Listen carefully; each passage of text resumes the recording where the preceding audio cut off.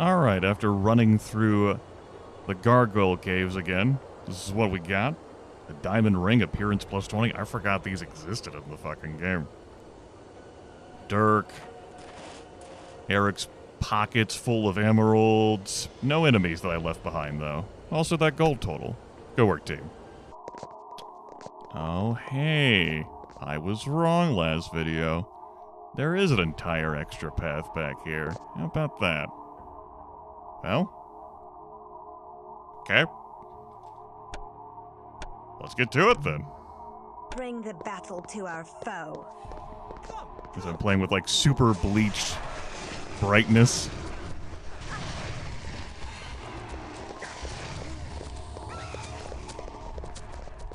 Ow. She's mesmerized.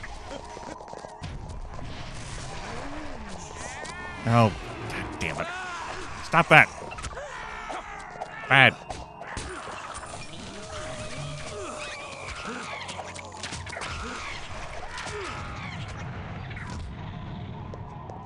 Alright.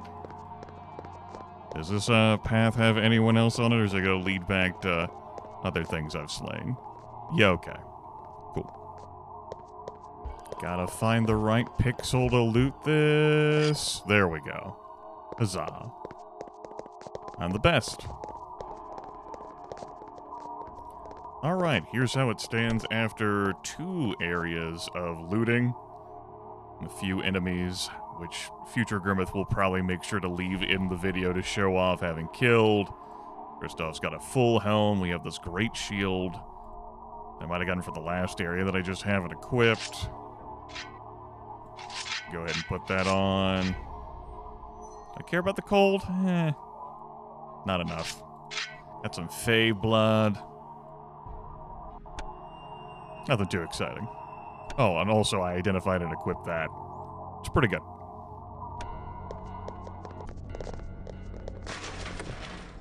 Ooh. Free suit of plate mail. Hell yeah. Plate mail from the government. Nice. Yours, my friend. Oh, yeah. Oh, yeah. I'm gonna level you. I fucking forgot there was a graphic for, like, the heavy metal. How does Kristoff look, then? No helmet? I totally forgot about that!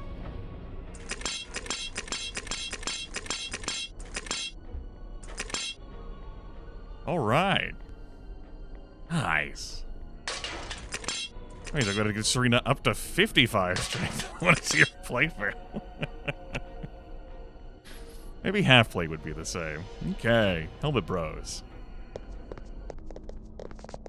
Alright, in a process which my recorder tells me has taken 21 minutes. I've gone through all 3 areas. We got diamond bracelets. We got all manners of gemstones. We have blood. We got gold necklaces. Gold rings. We are rich, wealth beyond measure, also for the hell of it. I completely forgot about the extra graphics there. You can see the shadow changes, too. This game is a good game. This game is a good game. But now comes... You see how much gold I've earned in here, too. Just by picking up a bunch of loose change. Now comes the dreadful part. And it's sorting all of the inventory, and while I'm at it, perhaps spending some experience. Because we got some of that. We're all elders now. We're elder friends. Yeah. Yay, elder buddies. Look at that soak difference, but... And even the soak difference between Kristoff and Willem. Though I suppose the gauntlets are playing a role, as is the Great Shield. It has a full helm. I do have stamina differences. Anyway, you just hold on 1 second. Etrius, and your journal, and your keepsakes and your stuffed animals and whatever the hell else you got up there. I have other things to do. Walk the abyss. Yeah, sure, why not? It could be there.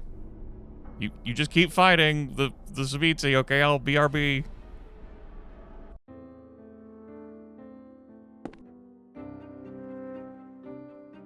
Y'all ready to learn some blood rituals? First off, Heart of Stone prevents against staking.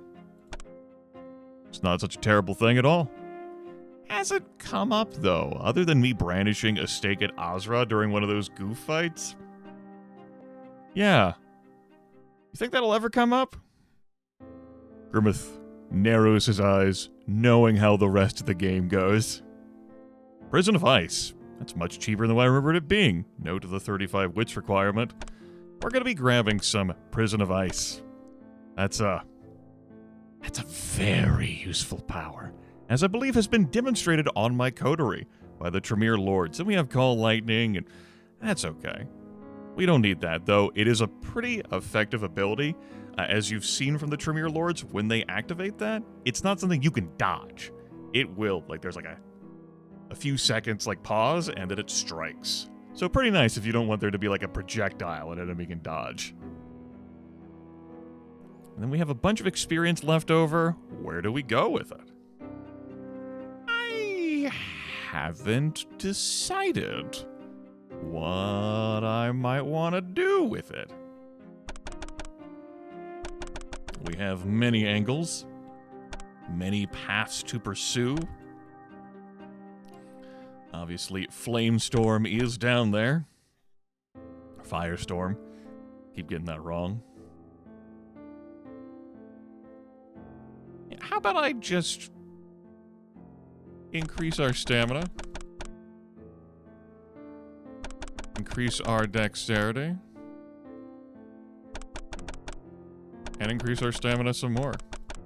Yeah, that's, Kristoff is... He's pretty okay now. He's pretty okay. And he's got moves. He's got moves. Well, we'll stay away from, upping intelligence to 70. For now. For now. Willem? With Feral Claws 5, Potence 5. We get a level up Celerity, but of course it is a pretty hefty blood price, and I will want to be flickering back onto him to activate that myself. How much would it level? And that does not lower the blood price down, huh? It does not. Noted. Do it. Everything else? Nah. Celerity 5, Potence 5, Feral Claws 5. Yeah, he's okay. He's got moves.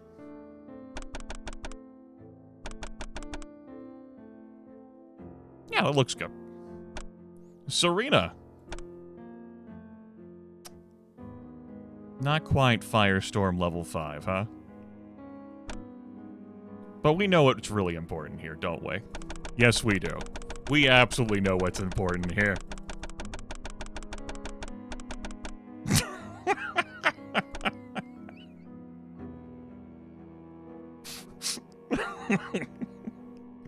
Fuck it. Why not? You gotta have some fun in life, right? You gotta have some fun in life.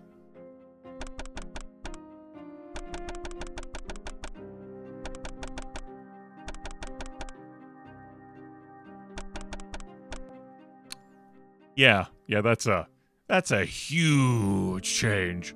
She's been working out. Not that that's really a thing that helps the undead flesh. And Eric. I gave you that third dot of Feral Claws. When reflecting on how I've utilized you, blood healing, of course, but you just haven't been in the party so long, of course. Let's print some money, huh? I know I spent all this time gathering all this stuff, but... You know, I'm a fickle beast. Just wanted to show off what we could put in our pockets. But now, Eric, the 7th generation money printer. Let's have some fun. Yeah.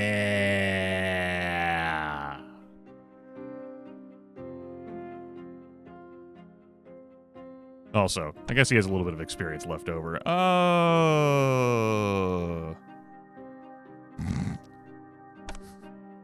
Like this matters, he says to himself, nodding emphatically, knowing what's coming.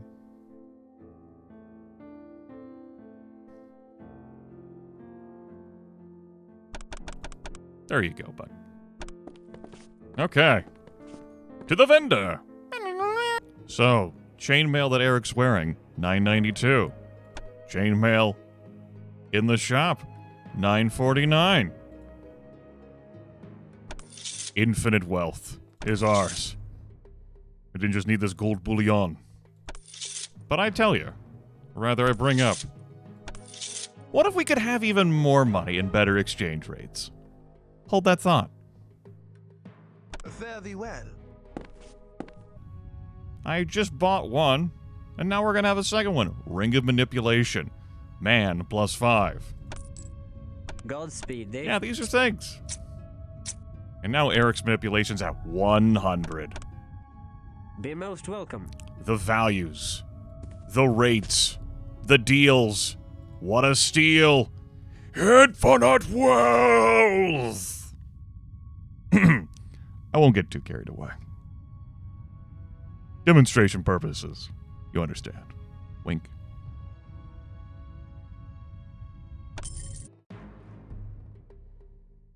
Whew. Okay. I think that handles all of the actual selling. Just clearing out the inventory alone. The inventories of things. Brought us in the 5 digits. That's before I engage in any potential purchasing crimes. Very well. Also, look at Serena. I put the chainmail on her. She's got a cowl. Pulled the hood up. Oh, I mean, it's pretty fucking deep. You lose that on her face here, but you've got it down there, the bottom. You don't get to see her hair, but that just... This is great, and we're gonna do this right now. Put it on. What the fuck?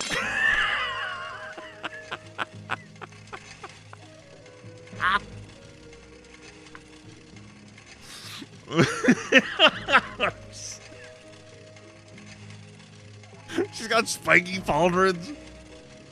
Oh. Do a pirouette for us. A half twirl. Oh my goodness. That is delightful.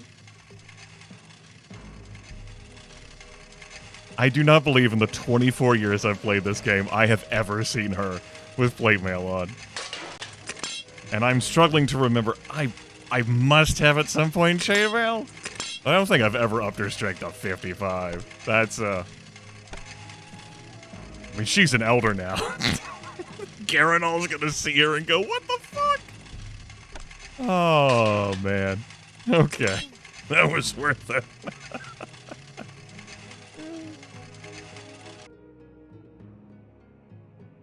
Alright, a little bit of time later.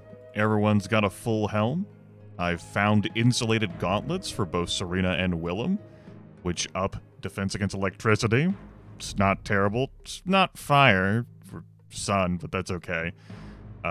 He's got a great shield that protects against cold. She's got a great shield that protects against fire. Huzzah. And I'm gonna skip off buying one of those there. Also, Willem's got his exquisite Flamberger replaced with a Dread Flamberger. Exact same damage and accuracy and speed, but what the hell? Let's cause some fear, right? I thought about changing Eric's weapon, but this is just the best raw damage, pound for pound. Speed-wise, fuck it. He's ready to go. We're all ready to go. After I pick up a few adornments. Also, the neck guards are gone. We're gonna live dangerously. Woo! And that's my vending with Orvis here. 2 discipline bracelets and a discipline amulet for Kristoff, as well as a heart shield just in case. We have 2 discipline rings and an amulet for Willem, 2 discipline rings and an amulet for Serena, and Eric does not need such adornments. He has the rings of manipulation. With 100 in manipulation, he will conquer the cosmos. I've also taken the liberty of buying 4 blood pouches each for the squad. I, of course, could have an unlimited number of blood pouches, where they do come in unlimited supply. I could fill everyone's inventory squares with those, but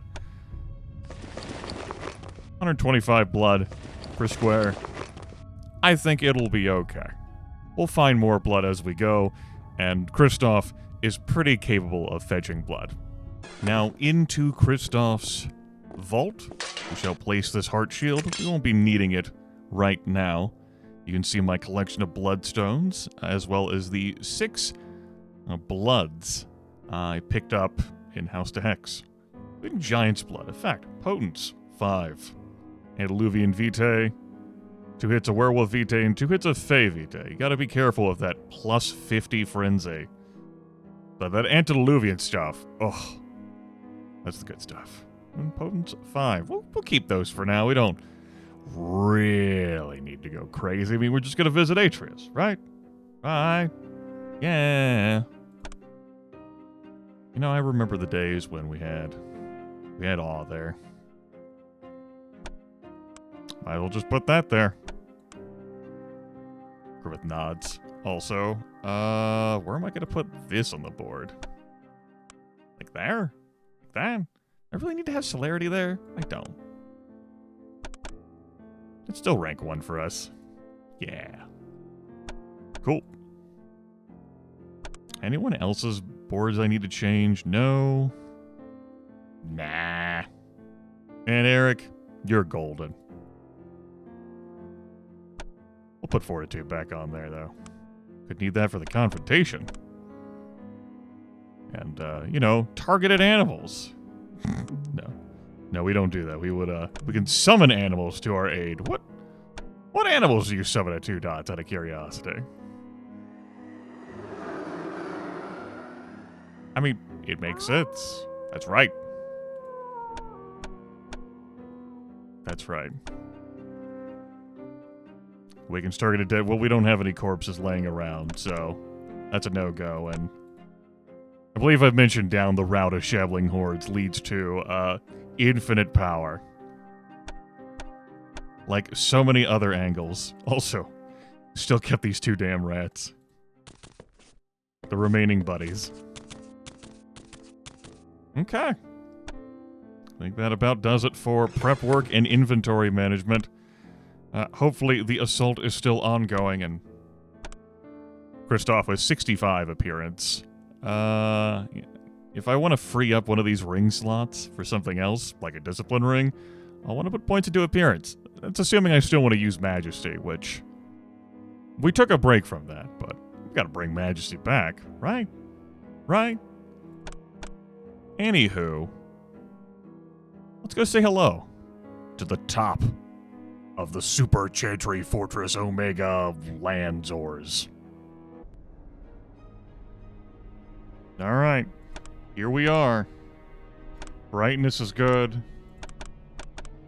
We'll flicker these things for the hell of it.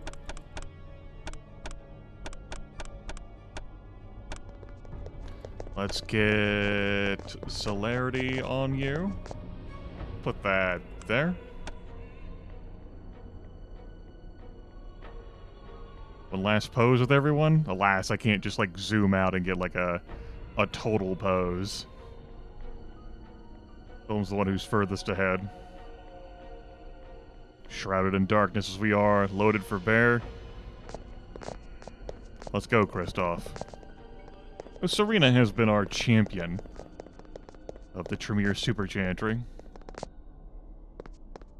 We've got the Journal of Etrius over there, and not fucking ominous at all. Nope. It's fine. Well, well, well. When the cat is away, the rats come out to play. The luck of the gods is with thee, for on any other night the full force of Tremere would have dissolved thee into slop. Flee this place now, or thy death shall be as vile as thine offenses. Where are the slaves? Where is Aneska? Fools! I have no time for thee! I must return to the war against the vile Samitsi! Dost thou not understand my charity in allowing thee to flee with thy miserable hides intact? Go, now! Give us the slaves. Or look to protect thine own hide. What? Ha ha! Thy temerity is exceeded only by thy folly. Etrius is beyond thy harm. He is not. But prithee wait, for Eric can ensure that Etrius is forever beyond all harm. I shall remember thy insolence, ancient Gangrel. There is no need for further bloodshed. I wish thy Bruja slaves and the mortal woman Aneska from the October caravan, and we shall leave this house in peace. And if I give them not? Then I shall pop thy baldy pate between me teeth like an overripe melon. I warn thee, Gangrel. Thou hast nearly completed the cycle of transformation in Arden's chantry. Now I finish his work. Behold the power of the Tremere! I rise. I'm glad you rise, Kristoff. Anyway, admire all the cool shit Eric has on him. 'Cause it's gone now. No. And so is he.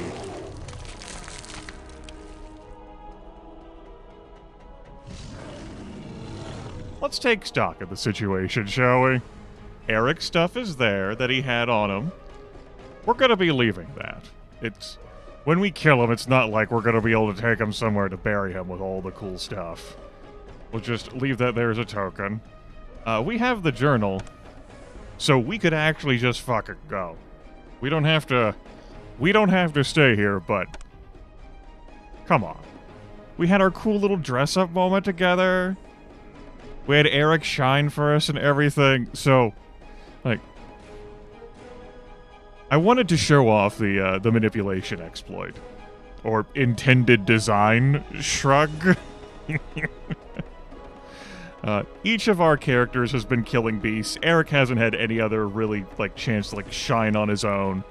He just isn't with us long enough, and I knew this was coming. And, the game, rather, like, the instruction manual and the box art are all quite communicative. That this game takes place in 2 eras. And eventually, the modern ages have to come.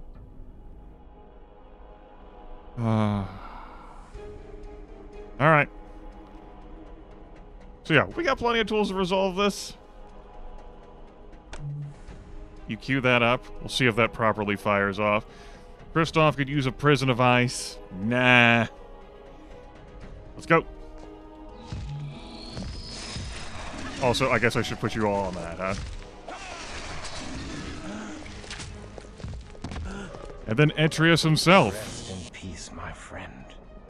Thy wrongful death. I wonder will if be Kristoff avenged. managed to escape that Thou damage. hast killed the Gangrel? Is this how Kristoff rewards his faithful allies? Now, I will sheathe my fangs in thy disloyal neck, whelp! He did not.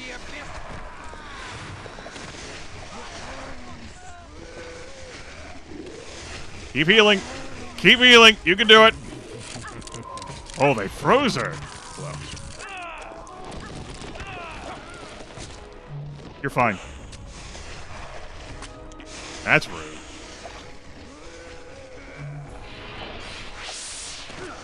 Is he dead? Curse thee, boy! I have suffered the loss of precious magic in my world. I have suffered the willing loss of my soul to retain some spark of enchantment in a world turned to dross.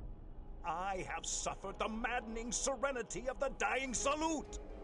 But I will not suffer further indignity at the hands of a fledgling Bruja and his ragtag brigade. Hear me, Promethean! Thy precious Aneska is not here. The October caravan from that idiot Orsi never reached the House Dahexi.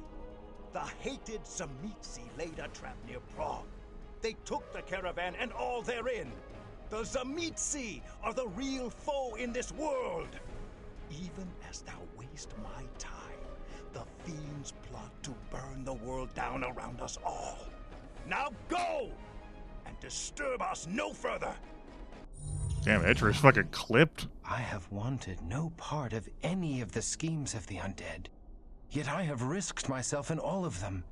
And has it brought me one step closer to Enneska? Has it gained me a jot more humanity? I cannot answer thee. Oh, Kristoff, my heart aches for thee. Actually, I can answer that one. Yes, it has gained you humanity. You are more humane than what you were at the start of this run. Another reason why I took Eric as I did was, after you clear the House de Hexa, like, that's it. What else was I going to do with experience points? Further sell you on the fact that we were going to lock hands and clear this dungeon together and save Enneska and thus save Christmas? No. We have more game to play. Oh, man. We also have more experience points to spend. And Serena has learned Hands of Destruction. Hands of Destruction is the kind of category that I have limited familiarity with, simply because its disciplines require you to have pretty low humanity. It starts here at Decay, it goes to Acidic Touch, and then you have Atrophy. These cause aggravated damage on touch target, and then Atrophy reduces strength and dexterity to touch target. Like, this is sort of, like, I'd say this is a unique discipline in, like, the debuffs it can provide, but I couldn't say how well it plays. We have enough win buttons. Anyway, yeah. We go grab the journal. Etrius shows up. We demand the slaves. He's like, don't you fucking talk to me like that, ancient gangrel. Kristoff demands the slaves again. Etrius says, and if I don't give them to you? Eric doesn't shut his fucking mouth. Etrius transforms into a gargoyle. We beat down the gargoyle. Etrius is like, LOL. And then we chase Etrius away. Back to his fight with the Tzimisce, the hated fiends. And it turns out the October caravan never made it to Vienna at all. According to Etrius, the Tzimisce swiped it. So, yeah. Anyway, there's all the stuff. Yeah, so don't worry if you don't clear out the inventory. It'll be there.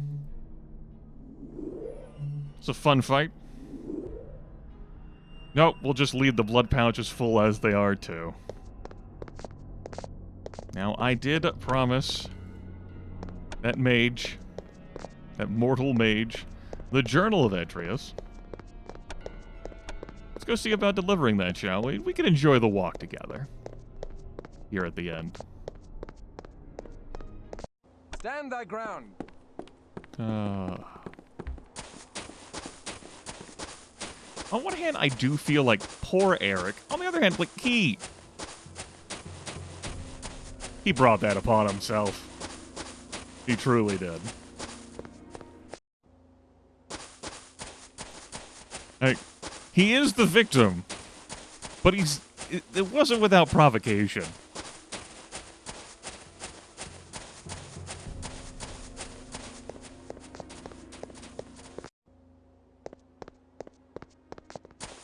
But again, and I should say, then again, also, whatever, any other qualifiers I wish to put, like, Etrius seems fairly justified in being like, what the fuck are you doing here? We give thanks to thee. To show our gratitude, we give thee an enchantment that will help thee deflect flame. The Journal of Etrius should prove helpful in cleansing our order of this vile infiltration. And thy gift should prove helpful in the fiery future we all face. Right, so Godspeed thee. I have no fucking clue whether that has any sort of tangible mechanical impact. None. Because it doesn't change Kristoff's character sheet. Beats me. Like, she has the 20 fire resist from the shield.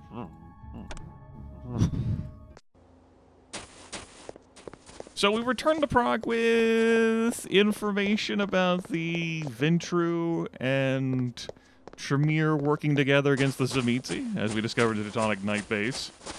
And we killed a bunch of Tremere. And, I mean, La Sombre didn't really matter. Thou may draw the precious blood from my body to sustain me. Stuff. Things. Reasons. We gained humanity. And we gained plenty of experience. We did lose Eric. He will be missed.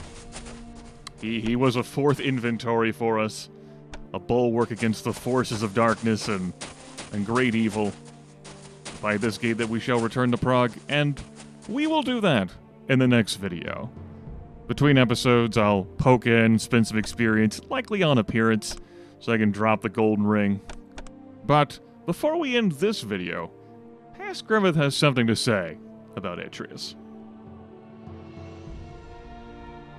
This is what happens when you meddle with the timelines. You refer to your future self as your past self. Let's try and scoot on past that and look at the back cover of the Encyclopaedia Vampirica, Hamivoria, as it's sometimes referred to as in lore. This came out in 2002 from the revised edition. A thoroughly researched collection of kindred from past supplements, designed suitable for use as a prop or as a reference volume. Various other terms and concepts related to the kindred. This book is presented entirely in character from 5 characters. How reliable they are depends on your chronicle and the storyteller involved. Their names are... I should have just looked at the back here. Yeah. Bindusara, Methuselah of the Kingship Clan, Aristotle de Laurent, Elder of the Mnemosyne, Lucita e Aragon, the Archbishop of Aragon, Albertus Magnus, Elder of the Learned Clan, and Aisling Sturbridge, Regenta Prima of the Chantry of the 5 Boroughs. I wanted to specifically show off the section here regarding Etrius, because he's a pretty big fucking deal. You may recall him as the person we just fought in this video. And instead of preparing this to flash onto your screen, I think that's an image of him based on how this book is presented. But it could easily be someone else on the screen based on the symbology. Other artwork doesn't quite match that, but your mileage will vary. It's definitely not that. So, Etrius, 4th generation member of the Clan of Warlocks. Born in 989, embraced in 1022. Member of the Council of 7. Etrius is supposed to be Tremere's most faithful servant and a founding member of the Order of Hermes. As counselor, he is responsible for vast areas of Eastern Europe these nights. His haven is the Chantry of House. That was like, that's like a city name? No, the O just got left out. House and Clan Tremere in Vienna, where he is responsible for the Torpid clan founder's security. His work as a founding member of the Camarilla was maybe his greatest historical feat. Additionally, he helped formulate the first draft of the 6 traditions. Goratrix, the renegade warlock converted to the Sabbat, is considered Etrius' greatest adversary. So yeah, the little fledgling and his coterie fought who ends up becoming a really huge fucking deal. And at the time, he was of the fight, he's already a big fucking deal. Now, in between, or rather in the lore build-up leading to 5th edition, as the final nights are here and the Gehenna War comes and the Second Inquisition obliterates the Vienna Omega Chantry. Etrius doesn't... He doesn't make it. I think that's the best way, the most succinct way I can put it. So, what Kristoff the Fledgling could not slay, those events do. And if you want to learn more about those, you can look those up in your own time if you don't already know them. I suppose, since we're here, united together, let's flip to the section on Lord Tremere. Each of these entries are from one of the 5 authors. And you can get a sense of, which one wrote it based upon, the language used therein. For example, this one of Tremere is by Aisling Sturbridge. And this is... I forgot his entry was this fucking long. What the hell? I feel like reading. It also talks about the clan. Clan whose members were once mortal mages. The leader of this group is Tremere himself, who understood just after the passing of the first millennium AD that it would be impossible to actualize his desires during his mortal years, even though he possessed amazing magical prowess. He was willing to make the ultimate sacrifice. He would submit to the fangs of a kindred, receive the curse of Cain, and lead the world into a new glorious golden age. Unluckily, the approached kindred were unwilling to assist the honored master in this endeavor. In his desperation, he asked his trusted companion Goratrix in the year 1021 to capture a kindred and discover the secret of his immortality. In less than a year, Goratrix was able to capture a fledgling Tzimisce. In 1022, Tremere finally convinced that kindred to embrace him. For unknown reasons, the fiends took severe offense at this act and began a campaign of rumor-mongering and propaganda against the Tremere. Due to their wise and calm demeanor, the Tremere were able to prove that all the tales spread about them were just lies without any basis in fact, of course. All sane kindred refrained from warfare from there on, but the Tzimisce seemed unwilling to understand the message of reason the Tremere proselytized. But when Tremere was informed about an unholy union between the fiends and the soul-stealing Celebri, he valiantly and single-handedly attacked Sullot, the progenitor of this bloodline. Sullot himself tried to defeat Tremere by conjuring up a multitude of devils and demons, but Tremere was able to defeat them all. He even took upon him the heavy burden of capturing the soul of the Infernalist within himself, so that the world would be safe from the actions of this emissary of hell. Even tonight, the essence of Sullot ravages the body of Tremere, which causes Tremere to remain in torpor for extended periods of time. Fortunately, Tremere's brave act convinced the other clans of the evil the Cyclops' bloodline harbored, but bereft of their founder, this great evil was soon cleansed from the world. In 1450, the Tremere assisted in establishing the glorious institution of the Camarilla, which was Tremere's first step to the better and safer world he had always dreamed of. Since that fateful day, the Tremere have all been one of the most important and reliable pillars of the sect, and have proven time and again that they are one of the most august clans of all. Clan Tremere is widely known for its strict hierarchy, which is a pure meritocracy in which those most capable quickly advance in rank and knowledge. This structure is often referred to as the pyramid. The members of the lowest, or rather least experienced rank, are called apprentices. They have to master 7 circles of mystery to advance to the position of regent. Regents administrate the chantries and teach the apprentices, and help them in finding havens and other necessities near the chantry. Collectively, a chantry and all its members are called a province. After advancing to the 7th circle, the most capable and wise regents are promoted to the status of lord. Lords supervise several chantries and possibly some special research projects. A lord is responsible for all deeds of those beneath him. Most of them are therefore very capable and caring persons. Above the lords, an elusive cabal, the best kindred in the whole clan guides a Tremere. These are the pontifices. They are all responsible for extensive geographical areas or certain aspects of government, industry, science, society, or economy, and of course for a great number of clan brothers and sisters. So they travel far and wide to learn of the troubles others face and help them in any way they possibly can. Their areas of responsibility are commonly referred to as orders. The Council of 7 consists of some of the oldest and most powerful kindred still in existence. Most of them have been ardent followers of Tremere, and some even hail from the days when he still drew breath. All of them are responsible for the supervision of a whole continent, and all information gathered is passed on to Tremere himself. 2. Founder of the clan of the same name, Tremere was a skilled master of sorcery even before his embrace. He was so powerful that the house of mages that he guided had assumed his name in his honor. With the assistance of a fledgling Zamitzi, Tremere accepted the curse of undeath for the betterment of the human race. In 1200, he was forced to commit diablerie on the demon Salat, the progenitor of a bloodline of Infernalists, in order to eradicate the foul influence of the beast from the face of the earth. Under his aegis, a house of formerly mortal sorcerers became one of the largest and most important clans of the Camarilla, which was instrumental in establishing said institution, an amazing achievement considering the troubles and dangers he had to face. Despite rumors about Tremere supposedly transforming or suffering from restless sleep, I can assure you that he is well and still guiding our clan with a wise and firm hand from his resting place in Vienna. Just... It's so good!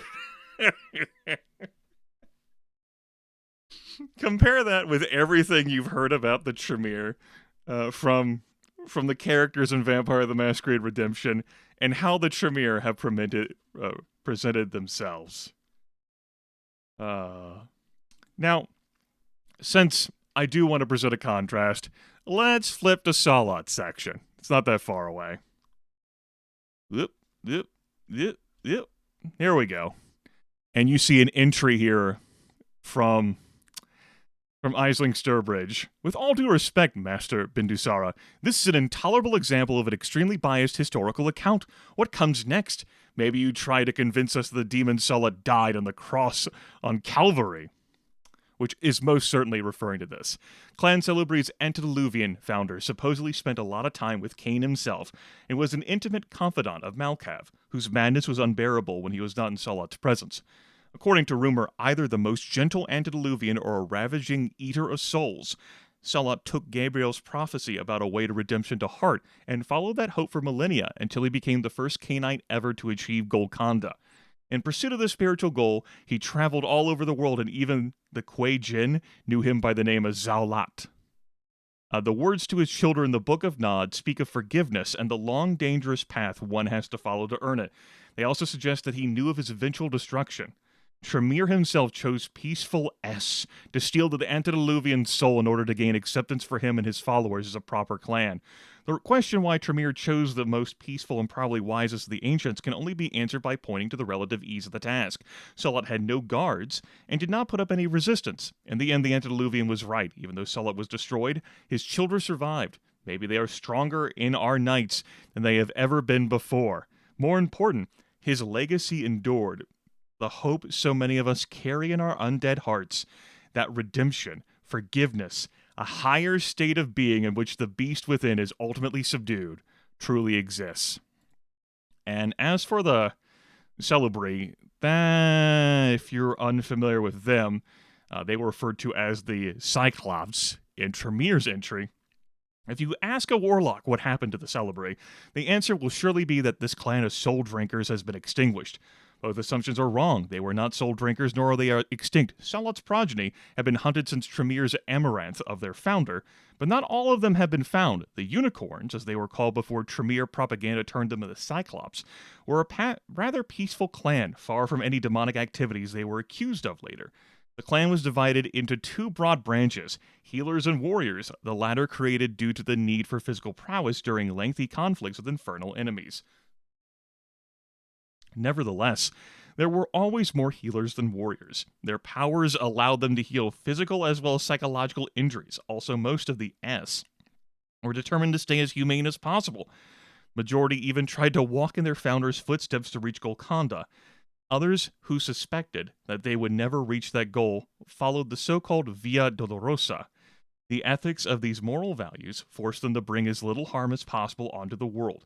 The last consequence of these ideas was to let oneself be diablerized by one's own child. This also allowed them to transfer their knowledge and experience their children without inflicting their evils on earth by taking one more mortal into the night. How the Tremere managed to destroy the clan so utterly that most kindred have even forgotten it ever existed remains a mystery to me. The times are changing. Not only are there persistent rumors about a tiny group of Celebri that seems to have survived centuries of persecution, but recently a large number of anti-tribu appeared within the Sabbat. They are determined to wage war on the warlocks to have their revenge. I wonder if we are dealing with a case of belated justice here. And then you can read about the anti-tribu.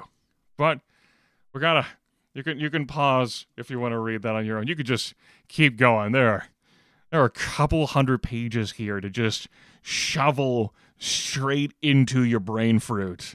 but I just wanted to cover Etrius, and we spiraled out for there. I'm glad, though, that I didn't just take a one little screen cap and post into the video. That's all that future/past/present/whatever time iteration of Grimith has to say about the situation. Next time, back to Prague.